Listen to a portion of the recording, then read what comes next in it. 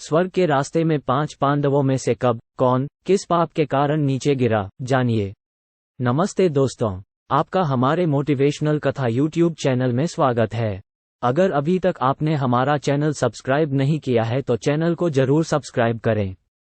महाभारत के युद्ध की समाप्ति के बाद सभी पांडव सशरीर स्वर्ग गए थे। स्वर्ग अर्थात हिमालय के किसी क्षेत्र में जहां इंद्रादि का राज्य था। पांचों पांडव अपना राजपाट परीक्षित को सौंपकर जब स्वर्ग की कठिन यात्रा कर रहे थे तब इस यात्रा में द्रौपदी भी उनके साथ गई थी।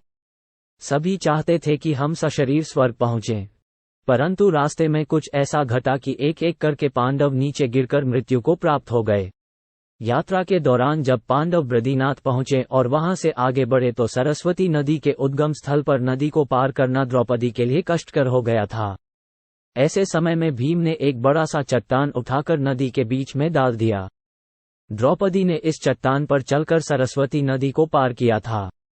कहते हैं कि माना गांव में सरस्वती के उद्गम पर आज भी इस चट्टान को देखा जा सकता है। इसे वर्तमान में भीम पुल कहा जाता है। हालांकि महाभारत की कथा अनुसार पांचों पांडव, द्रौपदी तथा एक कुत्ता आगे चलने लगे। एक जगह द्रौपदी लड़खड़ाकर गिर पड़ी।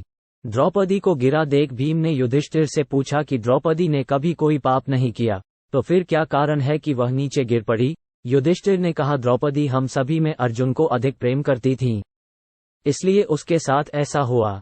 ऐसा कहकर युधिष्ठिर द्रौपदी को देखे बिना ही आगे बढ़ गए। जनश्रुति के अनुसार स्वर्ग यात्रा के दौरान द्रौपदी भीम का सहारा लेकर चलने लगी, लेकिन द्रौपदी भी ज्यादा दूर नहीं चल पाई और वह भी गिरने लगी। ऐसे समय भीम ने द्रौपदी को संभाला।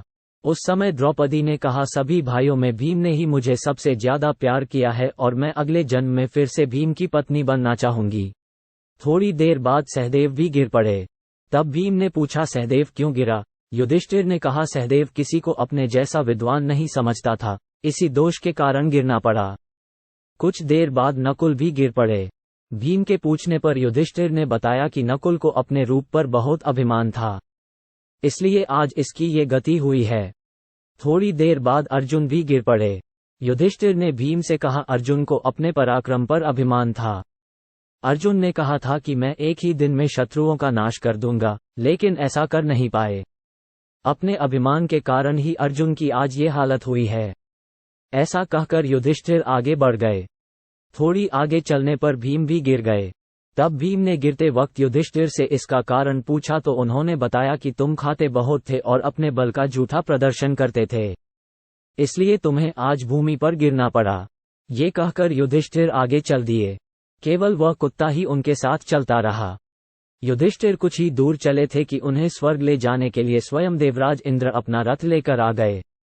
तब युधिष्ठिर ने इंद्र से कहा, मेरे भाई और द्रौपदी मार्ग में ही गिर पड़े हैं, वे भी हमारे साथ चलें, ऐसी व्यवस्था कीजिए। तब इंद्र ने कहा कि वे सभी शरीर त्याग कर पहले ही स्वर्ग पहुंच चुके हैं, लेकिन आप सशरीर स्वर्ग में जाएंगे। इंद्र की बात सुनकर युधिष्ठिर ने कहा कि ये कुत्ता भी मेरे साथ जाएगा, लेकिन इंद्र ने ऐसा करने से मना कर दिया। काफी देर समझाने पर भी जब युधिष्ठिर बिना कुत्ते के स्वर्ग जाने के लिए नहीं माने तो कुत्ते के रूप में यमराज अपने वास्तविक रूप में प्रकट हो गए। युधिष्ठिर को अपने धर्म में स्थित देखकर यमराज खुश हुए। इसके बाद इंद्र और युधिष्ठिर रथ में बैठाकर स्वर्ग की ओर निकल पड़े।